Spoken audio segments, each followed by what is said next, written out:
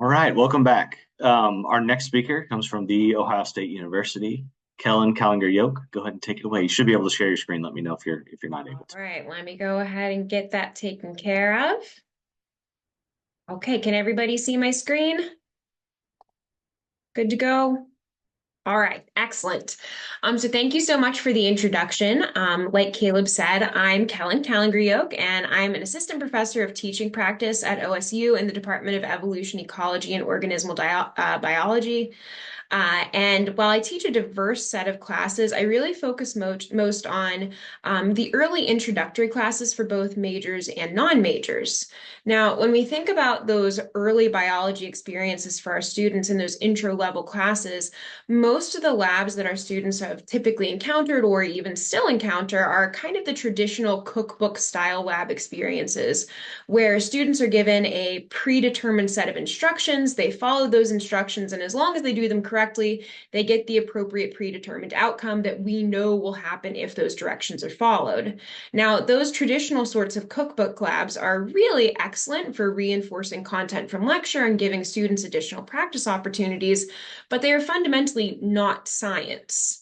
So, to address that disconnect between the goal of teaching students who will eventually become practitioners or be members of some science affiliated field, like medical doctors or veterinarians or dentists, to deal with that disconnect, a method that's been increasing in popularity has been implementing course-based undergraduate research experiences, or cures.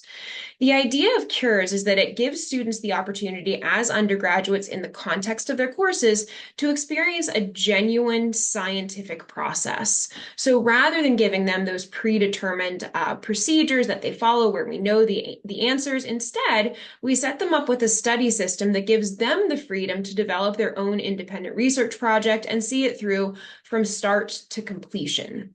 So when we think about the key structures of cures, they're kind of laid out here in this four-part diagram. So step one is giving students experience with key experimental design techniques. So helping them understand the study system in which they'll be developing a question and doing a literature review so they can understand what we already know and some of the key background associated with the methods that they'll use.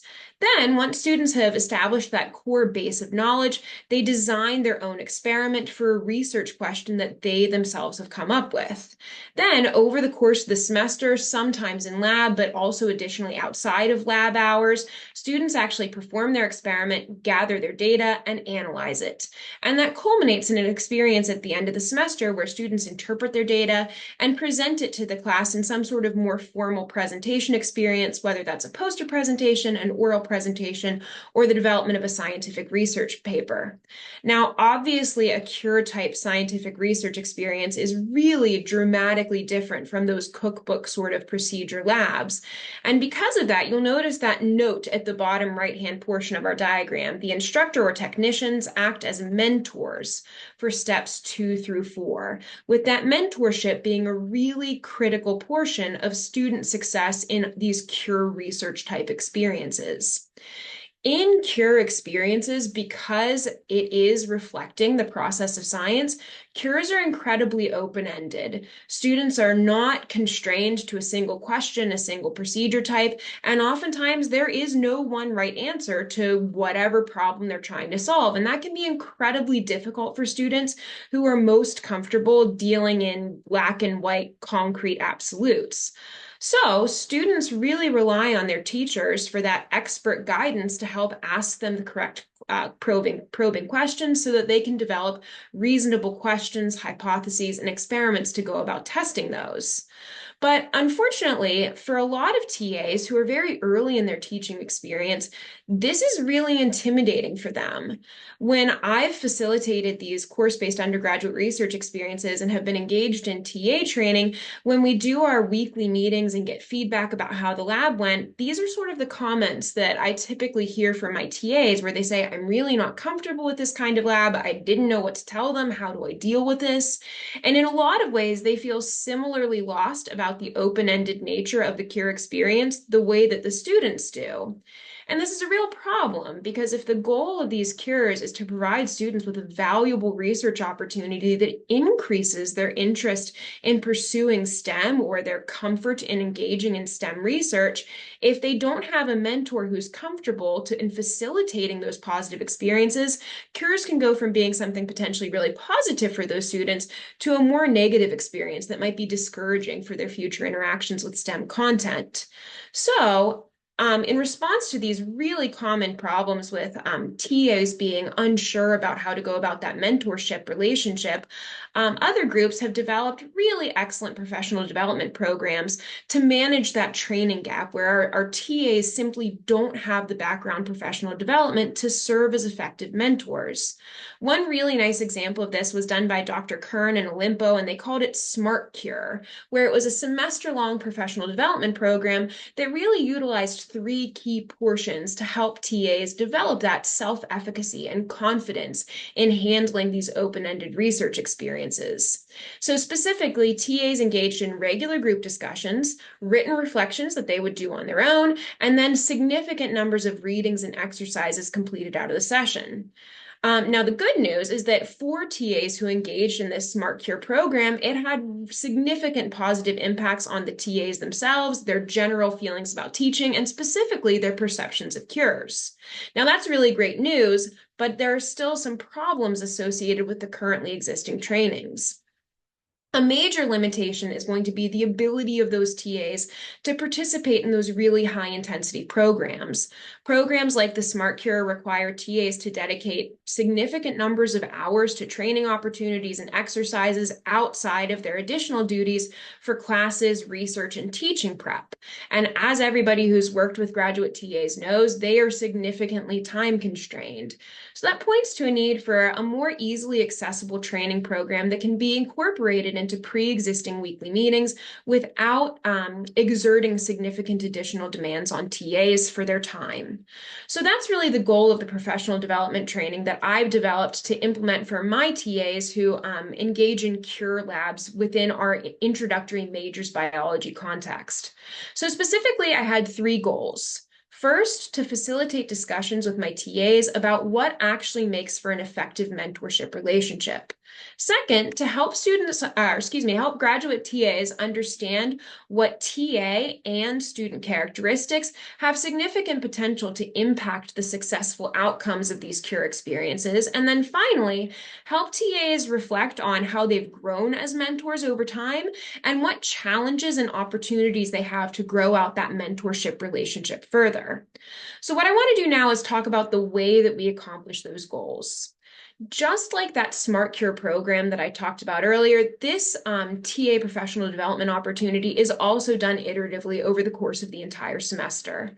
To get TAs jump-started, the first thing that we want to do before the TAs are ever asked to facilitate a cure type lab is give them an opportunity to reflect on what a positive mentorship experience looks like.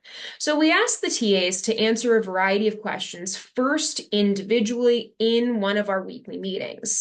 So the questions that we ask them are, what are the characteristics of a good mentor? What are you nervous about in serving in that role of mentorship? And what are you excited about as well? We give the TAs a couple minutes to brainstorm experiences that they've had with mentors that were really positive and come up with some adjectives to describe that relationship, as well as by opening up that idea that they can be okay to discuss their fears so that we can establish on that problem-solving collaborative relationship among the teaching group early on. And again, to facilitate that positive self-talk about cures, we also want to make sure that we don't just focus on the challenges and the difficulties they're likely to encounter, but also the things that are going to be really positive outcomes for them in their own professional growth as a research mentor. After the teaching assistants have had a chance to reflect on that individually, we give them the opportunity to share out. And this is a really positive phase because at that point, they, one, build out a list of characteristics that they want to emulate as mentors, and two, understand that they're not alone in having concerns and gives us the opportunity as those professional development mentors to let them know that they should feel open about coming to us with their concerns, because we'll serve as a problem-solving platform to make their experiences run more smoothly. So that's kind of the first phase, is help them think about what they want to do, what they're nervous about, and what they're really excited about. Then, because we're all in STEM, of course, we're highly data-driven. So the next step, typically before as well as continuing on into the cure itself, is to do a bit of data analysis from the peer-reviewed literature about characteristics of TAs and students and how that shapes the successful or not successful outcome of these undergraduate research-based experiences. So the first analysis that I have students do is a perceptions analysis. Cures can have really radically different perceptions between TAs and their students about how effective that cure was in facilitating a genuine research experience. So the first figure that I have my TAs analyze in a guided way is this one that was taken from a really excellent paper, Goodwin et al. 2022, where it describes both student scores for how they perceived the cure to be in providing them key experiences in research like collaboration, iteration, and broader relevance in novel discovery versus their TAs. Now, I'm not going to spend a whole lot of time going over this figure because I'm just going to kind of tell you the takeaways that TAs figure out themselves. The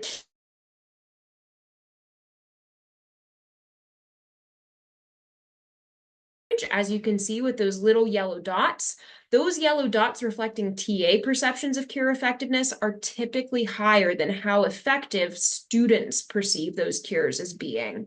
And that can be a potential problem because it means that GTAs aren't aware of the effects of their facilitation on their students' perception of success.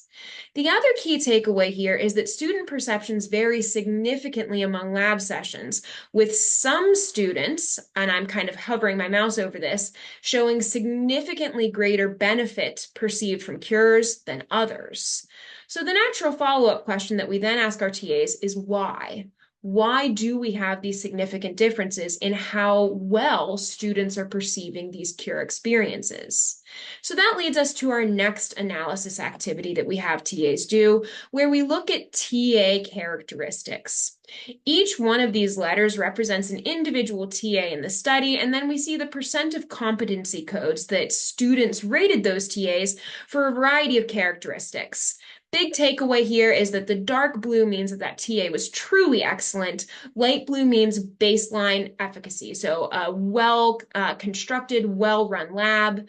The kind of tannish color there means insufficient. So the students perceive that they weren't receiving adequate support from their TA.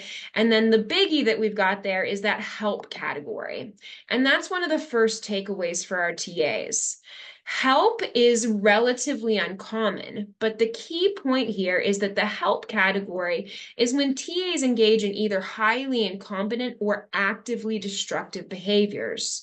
And one of the things that we ask our TAs to reflect on is what sorts of behaviors they think would be destructive in facilitating a student research experience. The ones that TAs often come up with at that point are any behaviors that aren't reflective of those good mentorship practices. So not providing timely feedback, not creating a collaborative environment, being potentially mean or demeaning to their students, or, and this one is really critical, engaging in negative talk about the cure experience itself that is then reflected in the student's own perceptions. This one is a really big problem with TAs implementing cures because they, as we said before, get nervous about facilitating this open-ended experience. And when they get nervous, they tend to use more negative language that the students absolutely pick up on. So one of the things that you'll note in this diagram is that one, most TAs were ranked pretty efficiently, but we had a couple TAs here at the right-hand side of our diagram that were significantly lower scoring than other TAs in terms of their efficacy, where a majority of students were ranking these TAs' behaviors as either in the most severe help category or in the insufficient category. Now, the next thing that we want students to do, or excuse me, I keep saying students, I mean graduate teaching assistants, is ask them about that relationship. how do these competency scores of these individual TAs relate back to that perceptions diagram we just talked about? And the key takeaway for our TAs at this point is that those labs that had the highest TA competency also have the highest perceived benefits from students. So, in other words, we're emphasizing to TAs that they have an incredibly powerful position here to provide this really positive first research experience for their students. Now, I'm running out of time, so I'm going to just briefly talk about student effects because, of course, our students matter too.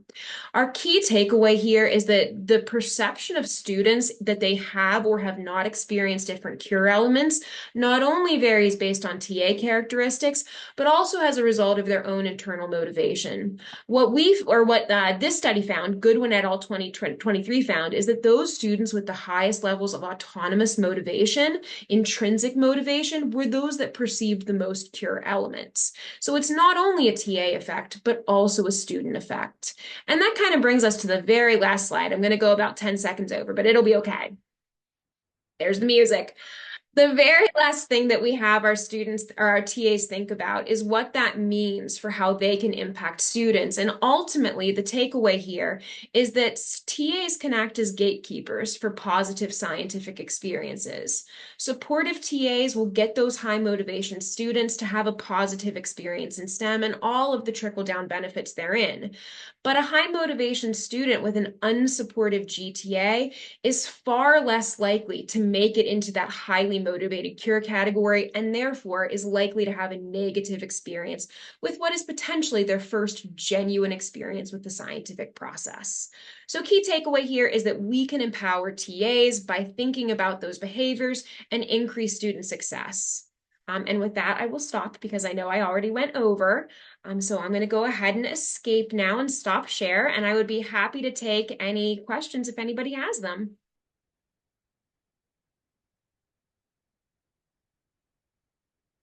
So can I ask a quick question? Well, maybe this won't be quick. I don't know. I always aim for my questions to be quick. And then I find out they're not when the person starts answering. Yeah. They're like, thank you. That was a monster question. So I think that I'm kind of curious, sort of going back to the three goals that you had at the beginning. Do you feel like you have sort of, and this might have been further in your slides too. So kind of wondering if you can sort of give the quick version in terms of like, do you feel like you accomplished your three goals and what did you learn? Yeah, so right now I don't have enough data to comment on anything other than initial general perceptions because I've only been able to run it with my summer session, which only has two total TAs and an enrollment of about 75 students. The typical number of students during the regular semester, so autumn and spring, I usually have around 500 students and about 12 TAs in that class. So very data limited at this point, but initial data does suggest that this was a beneficial experience for TAs and bolstered their confidence. Even within the sessions that I was conducting for the TAs, the amount of positive talk that I heard from TAs in describing the experiences they had with students was much improved as opposed to previous semesters. So when TAs did have questions, they were almost approaching their questions as more a positive and that, hey, we're going to talk about this so I can solve it and take it back to my students and we'll all figure it out together. Whereas in previous semesters, the questions were almost approached more fearfully, like they were worried they were going to be found out, that they weren't good enough to be mentors. And so I think just establishing that culture in a really concrete way. So letting TAs know right off the bat, no one is going to judge you for being nervous about something or being uncertain or having an unknown, because frankly, those are all key portions of science, right? We don't know the answer. That's the point of doing the science. And letting them know that we have a culture where that's okay really facilitated additional conversations and solved problems, and I do feel made them more effective mentors. Now, hopefully when spring semester comes up and I'm back to teaching my majors intro class, I'll be able to run this with a much larger session, gather some data, and then, like the other presenters have said, come back next year and tell you what the data actually showed. But yeah, I do think it certainly facilitated a much more positive atmosphere for my teachers. Awesome. Thank you so much. Of course. There are a couple questions in the chat. This one's from Stephanie. How do you help TAs with confidence? It seems like this data could be intimidating. Yeah, I agree. It is definitely intimidating. And I think that having a greater structure of supports and generally just more resources for TAs has also been really helpful. So as I've run the Cure project more years in my classes, I've been able to save particularly successful examples and post them as essentially models for success for TAs so that they don't go into the experience blind. They can see what's been done before, think about the problems that were encountered, and then they at least feel like they have some relevant knowledge to draw on when they go into that experience for the first time. The other thing that I've done over the years to help TAs feel less intimidated by the data analysis process is that I've developed a lot of student-centered resources that put more of the initial work on students than on the TAs. So by helping the students come into lab more informed and giving them these step-by-step data processing videos that they can model their own analysis after, it's removed a lot of the pressure on TAs because one, they can also watch my videos and find out how it's supposed to work. And two, much more of the problem solving has been done on the student end before they ever see the TA, which honestly is a double whammy of goodness because we want to facilitate those students being able to independently solve their own problems as well. So yeah, I do think it's intimidating, and that requires a lot of resources and providing models of previous success to help them manage that. And then it seems that your findings might apply to other types of lab courses like non-cure but inquiry-based. Yeah, I think a lot of the times this kind of ties into what previous presenters were talking about with self-efficacy and autonomy, right? Is building up that confidence and helping both the TAs and the students see all of the places that they have control is generally empowering. And I think that when people feel empowered in their positions, they generally, one, have a more enjoyable time, and two, do a better job as well. So yeah, I think that any sort of professional development program that helps people understand their impact and gives them concrete tools to grow their expertise is going to beneficially impact any course. Awesome. Thank you so much, Kellen. Really, really appreciate you sharing. Thanks, Thank you to everybody. all the presenters of this session. So we now officially are on break. You have about 14 minutes. We'll kick off here at 2:30 sharp, and Katie Ingraham will be the one emceeing for this later session. So we'll see you back here in a few minutes.